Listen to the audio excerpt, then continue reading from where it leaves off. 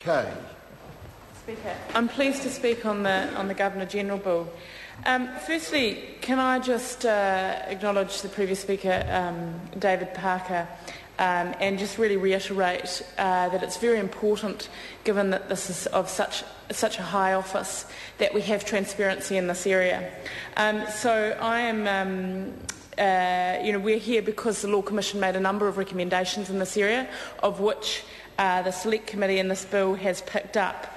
And one of the core recommendations of the Law Commission was that the provisions in the Civil List Act were very old-fashioned, unnecessarily complicated, and no longer supported what we needed, which is an office of the Governor-General that is much more modern.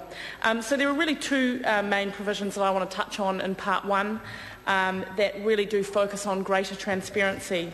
The first important aspect of this bill is that we are going to be separating. Currently the current situation is the Governor-General, the Governor-General's personal allowance pays for a variety of official functions that we believe would be more appropriately provided within a separate appropriation. And I think just some of the discussions that has come up by previous speakers around more of the political discussion really emphasises the need to have a separate appropriation because it is one of the highest offices in the land, and it's really important that we can see what is being spent by the Governor-General and what may be being spent in an official capacity in terms of events.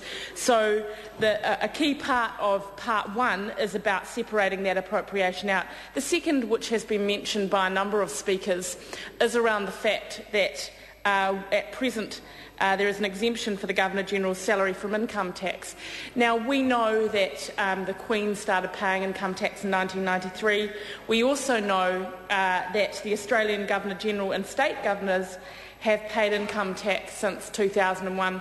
So it's not something that the last Labor government chose to pick up, but I'm pleased that we'll be here putting that through under this government to ensure again, I think I reiterate Chris Hipkins' comments around a much more egalitarian situation.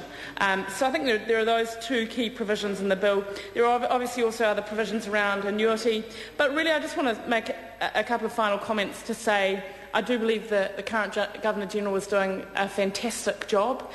This bill will be relevant not to this Governor-General, well, to the Governor-General will kick in August 2011.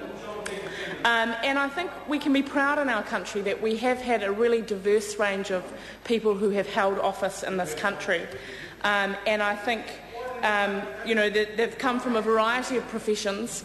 And what I think is really important is that we are, through this piece of legislation, updating the arrangements, putting in a much more modern regime, a regime that is more transparent, and that ultimately will ensure that the person who holds that office is able to do that in a way that is both transparent and in an egalitarian way for the people of New Zealand.